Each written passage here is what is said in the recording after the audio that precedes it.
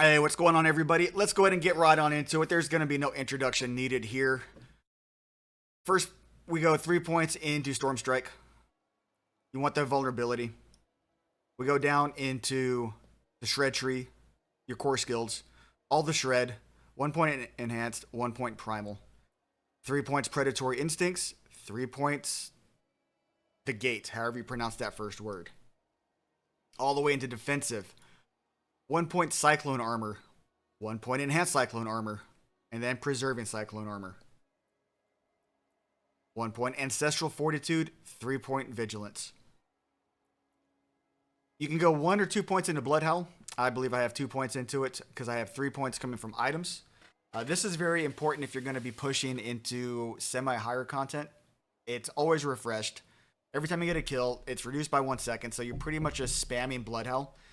You can even set your macro, if you have a macro mouse, for right mouse button for Shred to automatically hit Bloodhowl. It won't really affect anything. You pretty much want to keep this on cooldown. Or I keep it on cooldown. Enhance Bloodhowl and then Preserving Bloodhowl. This will give you the extra 15% attack speed. You can also go into Innate Bloodhowl if you're not feeling comfortable with your Spirit Generation. That's more or less fixed in your Paragon selection if you don't have Tempest Roar. But for early on in this build, Innate Bloodhowl might not be a bad idea. Use your best judgment depending upon how your Tempest Roar situation looks like, or just how your Spirit Generation works. I don't currently use Tempest Roar, but this is a very flexible build depending upon your current situation and itemization. Going into Wrath, we do go 1 point into Elemental Exposure in order to get the 3 points into Endless Tempest to go ahead and increase the duration of your Hurricane and your Cataclysm. 1 point Hurricane enhanced to Savage Hurricane. This is interchangeable. I personally prefer the extra damage reduction. Some things do get kind of spicy. You don't always stay in iframe from the shred dodges or dashes. 1 point Neurotoxin, that way you can go ahead and get 3/3 in Venom. And then 1 point Toxic Claw, so you can go ahead and start applying poison damage as you bounce around with Shred. Ultimate skills, of course, you're going into Grizzly Rage. This is your bread and butter. You want this cooldown to be as low as humanly possible. Try to prioritize cooldown reduction on your gear as best as you can. Early on, not too big of a deal. Your Shred should be cleaving through everything on the screen as you progress, as long as you're about level 50 if you have all of your Renown unlocked, or level 60 if you don't, depending upon the state of your Paragon board. As all things with Diablo, everything is individual to the player character, depending upon at what level of progression that you're at, what kind of items you've seen dropped, and what you simply have access to as far as time goes regarding if you have all the Altars of Lilith unlocked, all of your Renown taken care of, and so forth. Your key passives, this can go many different ways. Some guides are saying Lupine Ferocity. I used Lupine Ferocity for quite a while. It's every 6th werewolf skill that critically strikes, or every 6th werewolf skill that you use. You use Shred a lot. You're hitting that 6th hit constantly, but it's only 70% increased damage. Whereas if you go Ursine Strength, you get that 20. You get that 30% increased damage pretty much the entire time. You're never at Werebear, so you figure with every 6 hits to get 70%, or on 6 hits to average out to be, I don't know the math, 180%. I'm not really a math magician, so if I'm wrong, somebody tell me in the comments. I don't think I am, though. And a few other people recommended Ursine as well, and some other smarter people than myself have already done the math. Now going into Paragons, this board, I saw a gentleman posted a board set that I really enjoyed. I adjusted my board to kind of mimic theirs, but I went slightly different direction with some of the node choices. We begin here with the starter board. We're going to go ahead and go up. We're going to get Tenacity. We're going to go ahead and get Prime. Everything but this around it. Some of the blues around over here. Go ahead and reference the D4 build guide for this.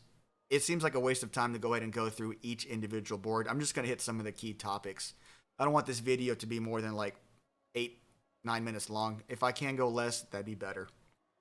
First socket is going to be exploit. This is the first socket for everybody. Druid has a difficult time filling the plus 25 dexterity on the other boards. I believe it only has 2 usable boards that can hit it. So we're going to go ahead and get this first. Always skip resistances. Resistances are bad. Don't go for them ever. If anybody tells you to go resistances, and unless some major patch happens, don't do it. We're going to go down the Impel route. We're going to go up, and our first major board is going to be Ancestral Guidance. Now, Ancestral Guidance, if you have my levels of gear and you are hitting 100% spirit cost reduction, you can go ahead and change this out for possibly Bane. There's other options, but for the average player, for the average gear set, even the average plus or mid plus to high gear set, Ancestral Guidance is going to always be better. If you're rocking roughly 90%, 95% spirit cost reduction, then you still go Ancestral Guidance. Anyway, we're going to go up here, rotate the board where Ancestral is on the left. We're going to go ahead and go straight to Ancestral Guidance while picking up your maximum spirits along the way. This is kind of a divergence of what some people are using. I prefer this. You're going to go +1 spirit all the way around. You can get all of the rare nodes around Reclamation. It's going to end up giving you roughly +8 spirit right here just from the rare nodes, and plus 12 spirit from the nodes, +2 from on-kill effects. Going to go straight up and all the way to Spiritual Power. You're going to get right to that corner, and you're going to go straight over and grab this Glyph Socket. I went Undaunted. I believe a few other people have also gone Undaunted. Gives you extra damage reduction and more damage while fortified. You're going to always be fortified in this build. You're going to always be taking some amount of hits. You're going to always have stuff around you. From this Glyph Socket, you can choose to go ahead and go down and grab this little corner, but stop once you get all the blues and the harmony node. And then you're going to go north. You're going to go back over here. You're going to go up. This board is going to be your Lust for Carnage. You're going to go up. You're going to go over. Wild's Call. Grab these around it. You want all the attack speed that you can get. If you're still having major spirit issues, because either your gear is not looking the greatest or your Paragon isn't all set up and you're not deeper into the Paragon board, you can go ahead and grab these 2 nodes I didn't for +8 maximum spirit. We're going on up. We're grabbing Werewolf. Werewolf is going to be one of the first ones that you level to 20, in my opinion. You're going to always be in werewolf form, and so it's always active. If you want to level up one of the other ones first, by all means, go ahead. Once you have this, make your way straight over and grab Lust for Carnage, and then go up and grab all the Ferocity nodes and all the rare nodes around it. And then you're going to go back to where the socket was. You can go up and you're going to grab all the werewolf damage and stuff around it as well. You're not going to get this second dexterity one. I went ahead and got this in order to satisfy one of the prerequisites for the extra bonus on one of the nodes. At this point, I can kind of go either way at my gear. You can probably take that off at this point, to be honest. I might actually take that off myself. All right, we're making our way to the third board. Third board's going to be your Heightened Malice board. You're going to rotate it where it's on this bottom right-hand corner. And then you're going to take this all the way up and grab the Fang and Claw socket right here. Now, with Fang and Claw, you're going to want to kind of maneuver yourself around and over and up, down to go ahead and get it. I really liked this setup. Moxie, he's a Twitch streamer. His board that someone linked to me looked really nice. I didn't have this initially. The math on this, really good. I think he spent a couple hours working this one out. Really like this. It's good. So go ahead and if you want to see another kind of take on the build, Lightning Shred is kind of an intuitive build. Everybody that eventually finds it or makes their way to it, I believe, ends up with the same conclusions or relatively close. So Fang and Claw, go down here, grab a couple of these to satisfy this node. Now we're going to make our way all the way back down to the bottom. And we're going to go into the Inner Beast board. We're not going to take Inner Beast. It's kind of a waste of a slot in my opinion. Going to go over. We're going Spirit. Spirit absolutely phenomenal. Extra crit damage on core skills. We only use core skills, so obviously very, very good to have. Go down, grab Determination. Grab the extra intelligence here to try to satisfy some of these. I'm going to go ahead and redo some of this board probably at level 100 and see what my items look like to clean up some of the intelligence nodes and some of the like dexterity nodes that don't make any sense, and then put them probably into something rare and make better use. Up, grab Shapeshifter. Go ahead and grab Nimble. Grab everything, all the rare nodes around Nimble. This gives you your attack speed. You just, like I said, you want to grab all of the attack speed and damage that you possibly can. And then we make our way up, and ultimately, you're going to want to make your way over and grab Heightened Malice. With the extra points that you have, at this point, you should have a relatively decent understanding of what the build is, where you want to go, and if you're enjoying it. Paragon boards are always a work in progress. There's always room for interpretation depending upon where your gear is sitting at, where your defensives are sitting at, what content you simply want to push. You want a PvP if you want to try to push beyond NM60s. With this build currently as it sits, 60s you can usually blow through. Some of the mob packs are going to be a little sketch. If there is suppression with damage reduction and you're in a tight corridor with poisons blowing up everywhere, you're gonna have a bad time. But again, if you cherry pick your NMs, you can push up to 75s. I've done 75 on this with a cherry pick glyph and a couple of elixirs. Is it fun to do? I don't find it fun to do. If I wanted to push 75 to 100s, I'd just be playing straight Tornado. This build is mainly for hyper farming 40s to 60s. Mostly the sweet spot's 40s to 50s. And then doing Helltide. You can open up every single chest on a Helltide with this build in about 35 to 45 minutes. My fastest has been in hyper dense lucky areas with a couple of infinites that people were already abusing. For some of the events in the Helltide, I opened up every chest on the map in 32 minutes. Now, skill tree, we already know what that looks like. Let's go ahead and look at the boons. My boons are a little bit different than some of the other people. Everybody uses Wariness. Avian Wrath, that's kind of a no-brainer. And then on the third row, Energize, that's going to help out with your spirit situation. I personally prefer it. And then you've got Calamity. Extends the duration of ultimate. You want to extend Grizzly Rage as long as possible. Now down here, so Calm Before the Storm is selected.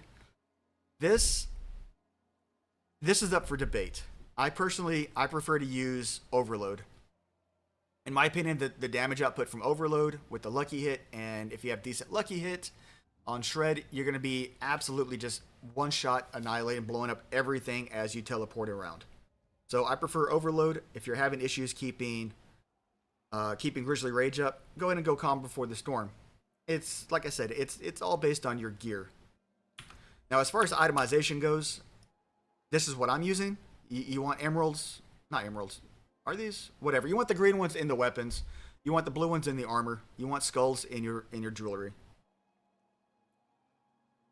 Without TR, focus on cooldown reduction. I like to have maximum life. You want plus armor in your helm.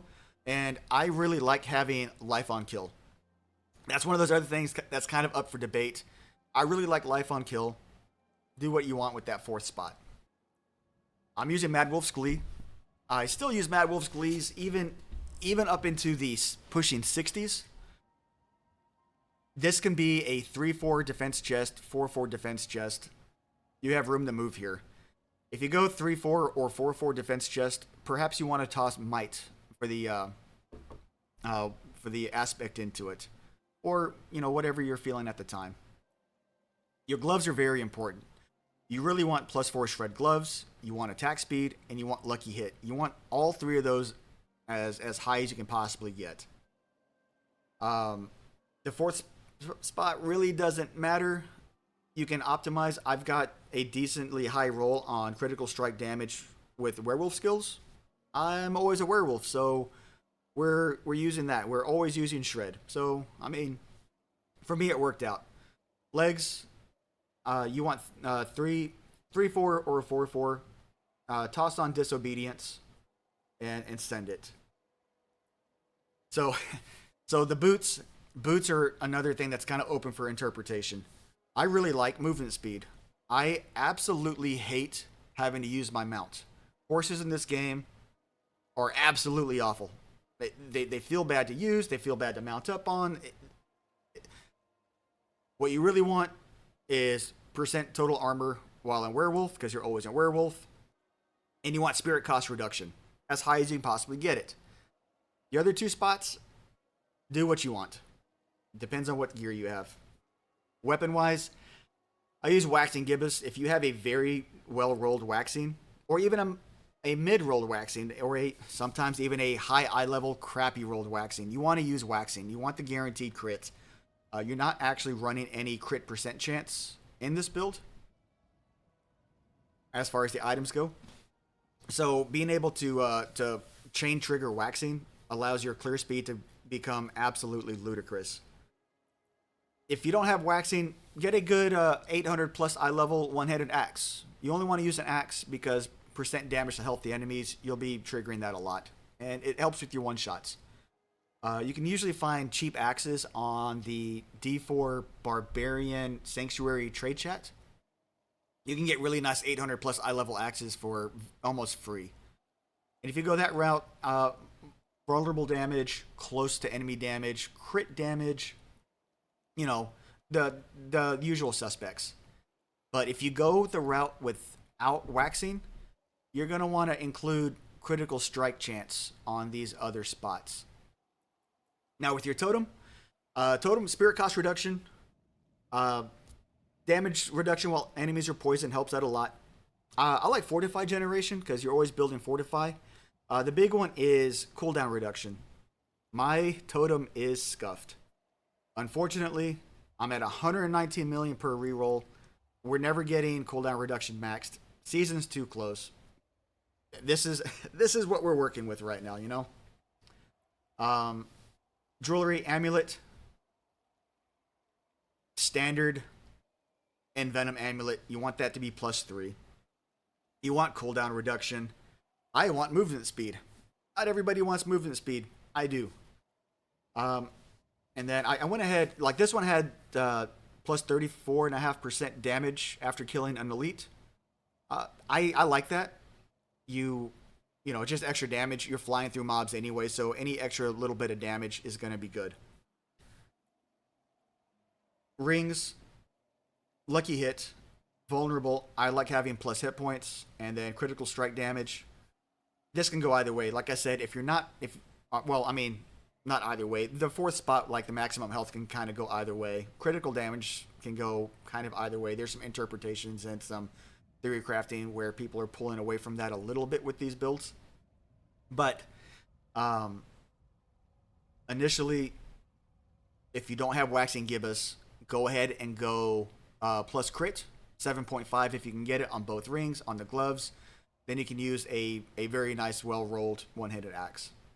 And your rings are going to look the same. Like with mine, life, vulnerable damage, lucky hit chance, critical strike damage. Going into the aspects, I use storm shifters for the extra +2 to shred while Hurricane's active. Hurricane's typically always active. You activate it outside of Grizzly Rage. You just hit it, then go into Grizzly Rage. It's up while you're in werewolf form. By the time Grizzly Rage falls off, your Hurricane should be ready to be hit again to keep that more or less active at 100% rate. Gloves, I like retaliation. I'd like a better roll, but you're always fortified. You're always fortified, usually above 50%. So with that, that's an extra free, you know, whatever percentage, you know, retaliation you have. Legs, disobedience. You need to put these somewhere. I like them on the armor because I prefer to have Direwolf over here. But we'll go on that in a second because that's also open to some interpretation and debate right now. Boots, Ghostwalker, very good. While you're unstoppable, which you're always unstoppable, you have that extra movement speed and you have that ghosting ability where you can like just walk through stuff. You're pretty much always unstoppable. With if you're not using waxing, then you can go ahead and use. I think it's Night Howlers. Howlers. It's in the guide. It's in the build. I forget what it's called because I don't use it. And someone was asking, what might be the best to go there. Again, as long as it lines up for you. Stormclaw Totem. So you want this to be as high as possible. This is what gives you that AoE strike damage around everything as you're kind of bouncing around between pack to pack. Now, with this one, you can also put it up here in your amulet, so you can get much more residual or radiant AoE damage, and then you just move Direwolves somewhere else. If you have a really big Direwolf amulet, then your spirit cost reduction could very well hit 100%, and if it hits 100%, your ancestral guidance node is completely useless. So it depends on your gearing. I had a kind of lower ranked Direwolf aspect that I imprinted on, and so I'm sitting in Direwolf. I'm sitting like right at 95% spirit cost reduction at the moment, give or take. Rings, Rampage and Werebeast is a must. You have to have this. This needs to be a 4. It ideally really needs to be a 5. So Rampage and Werebeast on a ring or go somewhere. It needs to be a 5. And Accelerating Loop. You want accelerating. I really like the attack speed boost to it because it boosts all of your attack speed for max for 5 seconds. It's always up. It just makes things feel a lot better, a lot cleaner. I had experimented with so we're working on a Shred NATO build. It works, but that's gonna be on another video. Without it, it feels really bad, but with it, it's pretty good. I know a couple of people were working with the insatiable aspect. We might try that if I can find a decently well rolled one. And that pretty much covers it. That's the build. If you have any questions, by all means, shoot me a message on Discord. You can leave a comment here. I will probably check it out.